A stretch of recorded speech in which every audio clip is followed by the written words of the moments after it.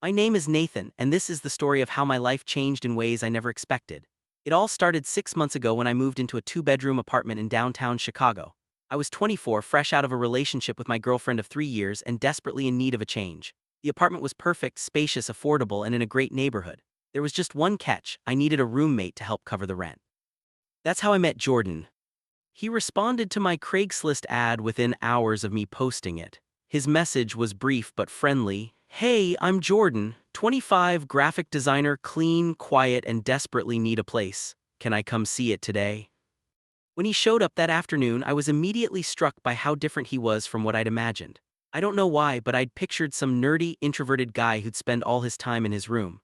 Jordan was not that. He was tall, probably 6'2", with dark hair that fell just over his eyes, a confident smile, and an easy manner that put me at ease immediately.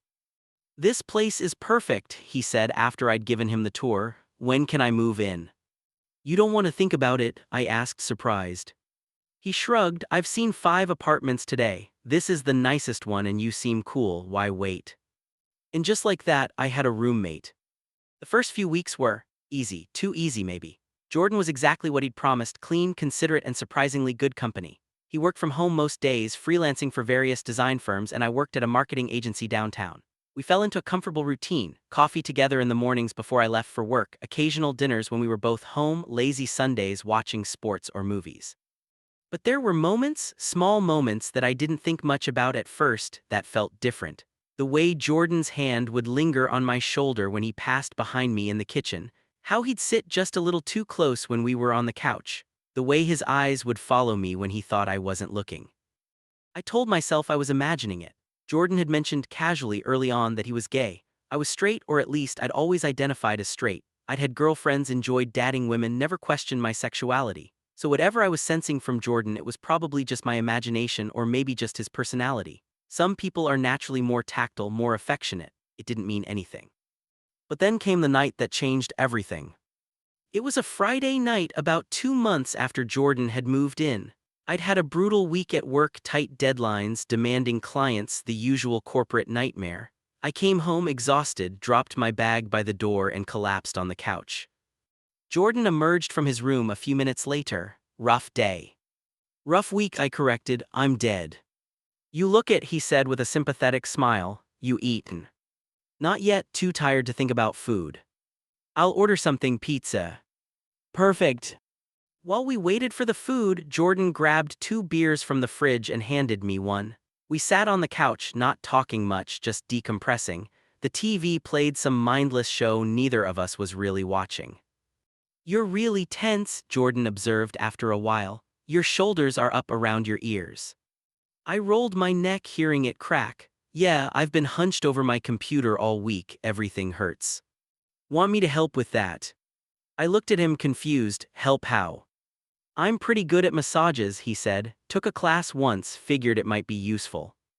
I hesitated. Something about the offer felt loaded, but I was in pain and he was offering help. It would be weird to say no, wouldn't it? "Sure," I said. "Why not?"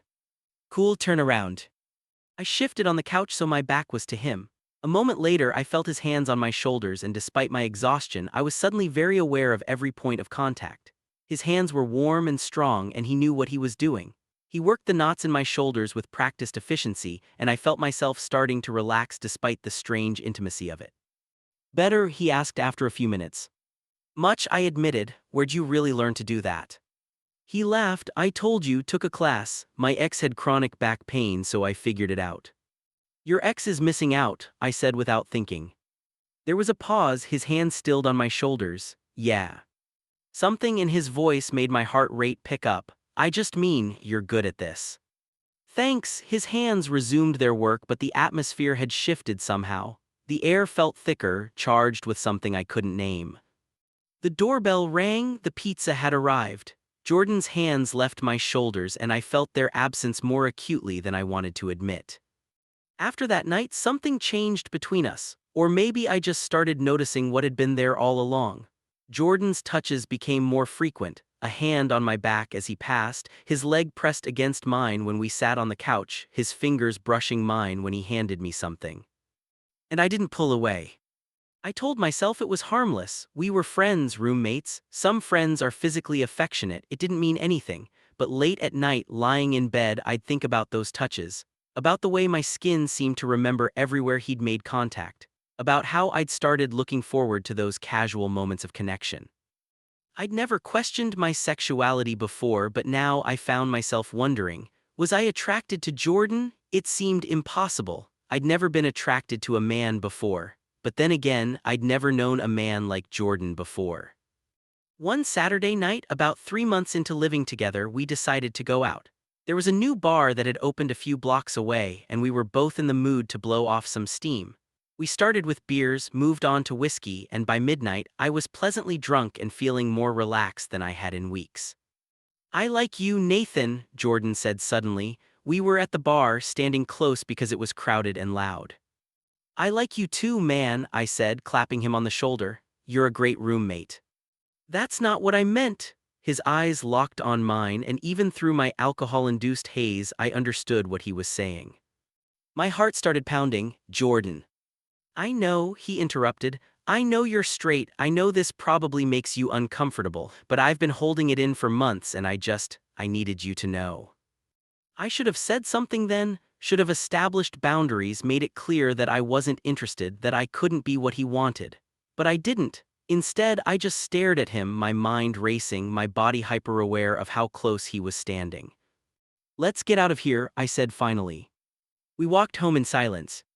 The night air was cool against my flushed face, and with every step I felt more sober and more confused. What was I doing? What did I want? When we got back to the apartment, Jordan headed straight for his room. "Good night, Nathan." "Wait," I said. He turned, hope and fear warring in his expression. "I don't know what I'm feeling," I admitted. "This is all new to me. I've always been into women, but lately with you," I trailed off, not sure how to finish that sentence. "You don't have to figure it all out tonight," Jordan said softly. "I'm not asking for anything, I just wanted to be honest with you." "I appreciate that." I hesitated, then added, "For what it's worth, I like spending time with you too, more than I probably should." A small smile played at the corners of his mouth. "Yeah. Yeah." We stood there in the hallway, the space between us feeling like both a mile and an inch. Finally, Jordan said, "Good night, Nathan," and disappeared into his room. I went to my own room, but I didn't sleep.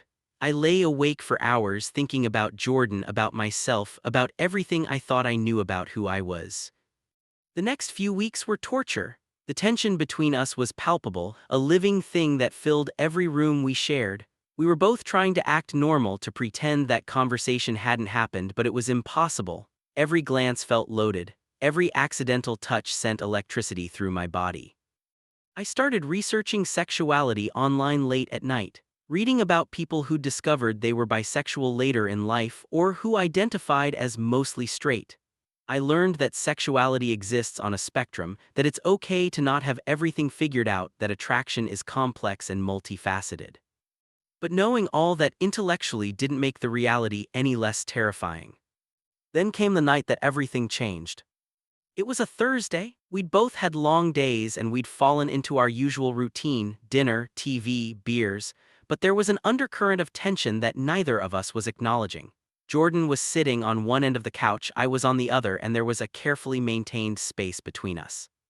"Can I ask you something?" I said during a commercial break. "Sure." "When did you know that you were gay, I mean?" He was quiet for a moment. "I always kind of knew, I think, but I didn't accept it until college. Tried to date girls, thought maybe I could force myself to be straight. Obviously, that didn't work." "And your family, how did they react?" "My parents were surprisingly cool about it. My dad took a while to come around, but he got there eventually. My brother still doesn't really get it, but he tries." He paused. "Why are you asking?" I took a long drink of my beer, gathering courage. "I've been thinking a lot about what you said about us." "Nathan." "Let me finish." I set down my beer and turned to face him fully. "I don't know what I am. I don't know if I'm bi or if this is just about you specifically or what, but I can't stop thinking about you, and I'm tired of pretending I don't feel what I feel." Jordan's eyes widened. "What are you saying?" "I'm saying," I took a deep breath, I'm saying I want to see where this goes if you're still interested." For a long moment, Jordan just stared at me, then, slowly, he moved closer, closing the space between us on the couch. "Are you sure? Because if we do this, everything changes, we can't go back." I know, my heart was pounding so hard I was sure he could hear it. "I'm scared out of my mind, but I'm sure." "Okay," he breathed, and then he kissed me. It was nothing like kissing a woman. His lips were firmer, his jaw rough with stubble against my skin. His hand came up to cup the back of my neck, and I felt something inside me click into place like a puzzle piece I hadn't known was missing. When we finally broke apart, we were both breathing hard. "Wow," I said. Jordan laughed shakily. "Yeah, wow. So what now?" "Now," he said, taking my hand, "we figure it out together." The next few weeks were a whirlwind of discovery. We took things slowly, or as slowly as two people living together can take things. There were more kisses, more touches, more conversations late into the night about what we wanted, what we were comfortable with, where we saw this going. I was navigating uncharted territory, and Jordan was patient with me as I figured things out. He never pushed, never demanded more than I was ready to give. When I panicked, and I did panic more than once, he talked me through it, reminded me that there was no timeline, no pressure. But it wasn't all smooth sailing. I struggled with my identity, with what this meant for how I saw myself. I'd spent 24 years identifying as straight, and suddenly that label didn't fit anymore. Was I gay, bisexual, something else entirely? Jordan assured me that labels didn't matter, that I could just be Nathan who happened to be attracted to him, but my mind wanted categories, wanted certainty. And then there was the question of what to tell people. We decided to keep things private for a while, at least until we figured out what we were doing. But that meant lying to friends, to family, to coworkers who asked about my love life. It meant watching Jordan at parties and not being able to touch him the way I wanted to. It meant a lot of sneaking around in our own home. One night, about 2 months after that first kiss, we were lying in Jordan's bed. We'd started alternating whose room we slept in. His head was on my chest, and I was running my fingers through his hair, marveling at how natural this had become. "What are you thinking?" he asked. "That I never expected my life to turn out like this," I admitted. 6 months ago, I was in a relationship with a woman, planning a future that looked completely different. And now. And now. Now I'm here with you, and it feels more right than anything ever has, but it's also terrifying." He lifted his head to look at me. "Terrifying how?" "What if I'm not brave enough to live this life publicly? What if I can't handle people's reactions? What if—" "Hey," he interrupted gently, "one day at a time, remember, we don't have to have everything figured out right now. But at some point we will have to figure it out. I can't keep you hidden forever, you deserve more than that." "I know," he said, "but I'm willing to wait until you're ready, because what we have, it's worth being patient for." I pulled him closer, pressing a kiss to the top of his head. "I don't deserve you."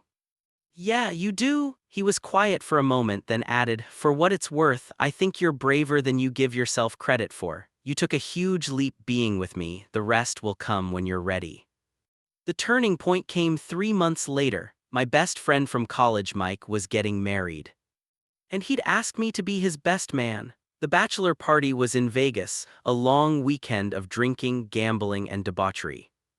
I almost didn't go. The thought of spending 3 days pretending to be someone I wasn't, of listening to my straight friends talk about women and making jokes I no longer related to, was exhausting. But I was the best man, I had to go. Jordan helped me pack the night before I left. "You okay?" he asked, watching me stuff clothes haphazardly into my suitcase. "Not really," I admitted. "I hate lying to them. These are my oldest friends, and they have no idea who I really am anymore." "So tell them." I looked at him. "What?" "Tell them about us, about who you are now." "Are you insane? At a bachelor party in Vegas?" "Why not? They're your friends, they love you, and if they don't accept you, then maybe they're not the friends you thought they were." I sat down heavily on the bed. "What if it goes badly?" "Then it goes badly and you come home to me and we deal with it together." He sat next to me, taking my hand. "But Nathan, you can't keep living in the closet. It's eating you up inside, I can see it." He was right. The secrecy, the constant vigilance, the fear of being discovered, it was exhausting. And more than that, it felt like a betrayal. A betrayal of Jordan, of what we had together, of the person I was becoming. Okay, I said, okay, I'll tell them. The bachelor party was exactly as awful and wonderful as I'd expected. We drank too much, gambled too much, made questionable decisions that would live on in infamy. But underneath all of it, I was anxious, waiting for the right moment to drop my bombshell. It came on the last night. We were in someone's hotel room, exhausted and drunk, winding down before our flight home the next morning. The conversation had turned to relationships, who was dating whom, who'd broken up, the usual gossip. So Nathan, Mike said, you seeing anyone new? You've been weirdly quiet about your love life lately.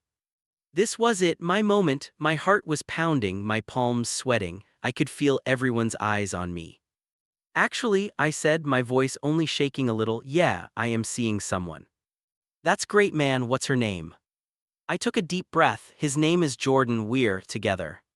The silence that followed felt like it lasted hours. Everyone just stared at me, then Mike spoke. Jordan, your roommate Jordan. Yeah.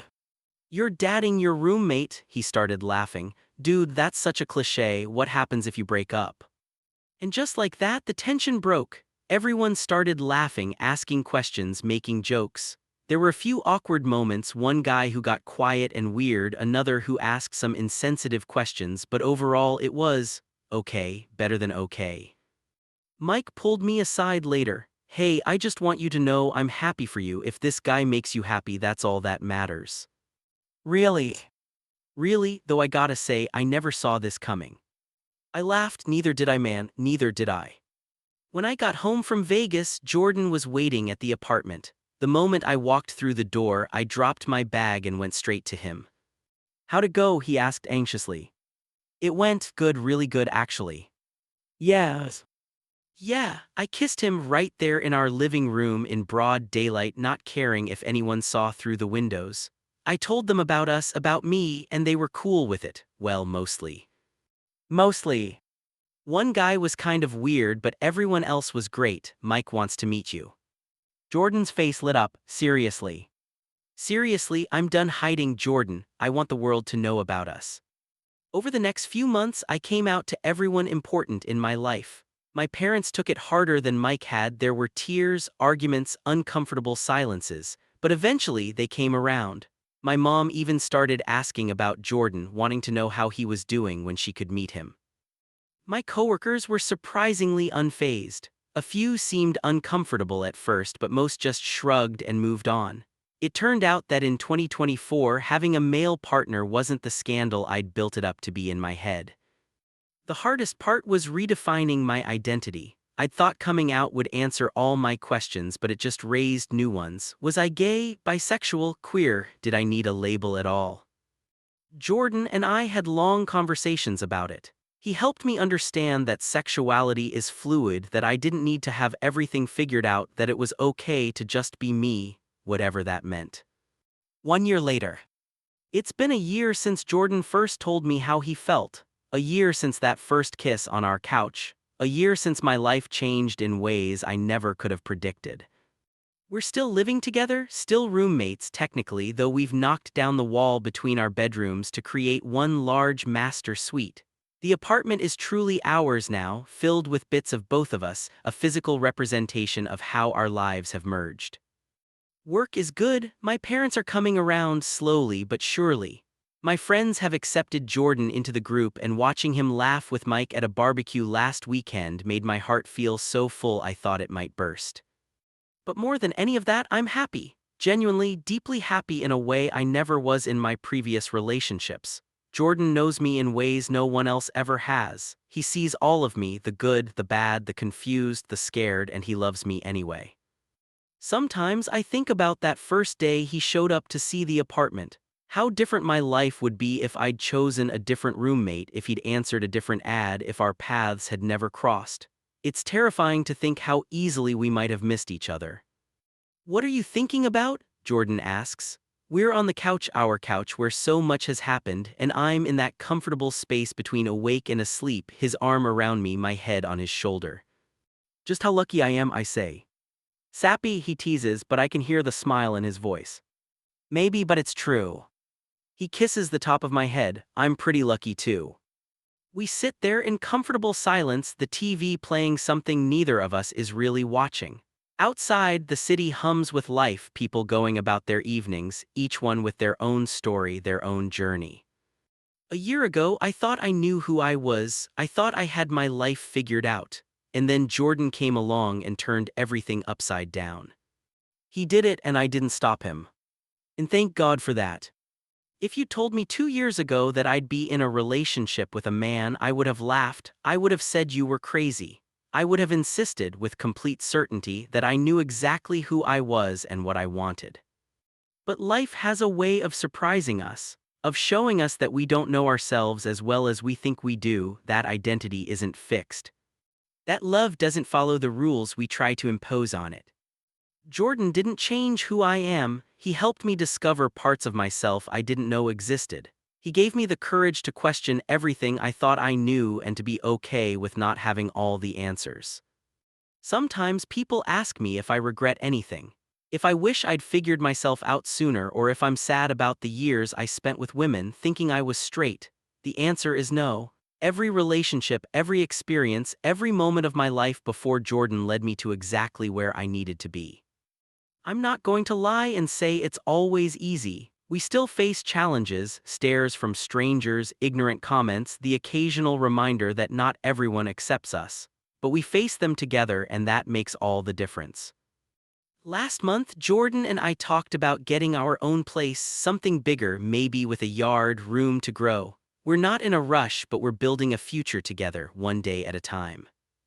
And every day, I'm grateful. Grateful for his patience, for his love, for his willingness to wait while I figured myself out. Grateful that he took that chance, that he told me how he felt, even though he knew it might not work out. My roommate did it. He made the first move, took the risk, put his heart on the line. And I didn't stop him. I didn't stop him because deep down, some part of me knew that this was right. Knew that he was worth the fear, worth the confusion, worth completely reimagining my life. A year ago, Jordan was just my roommate. Now he's my partner, my best friend, my future. And I wouldn't change a single thing.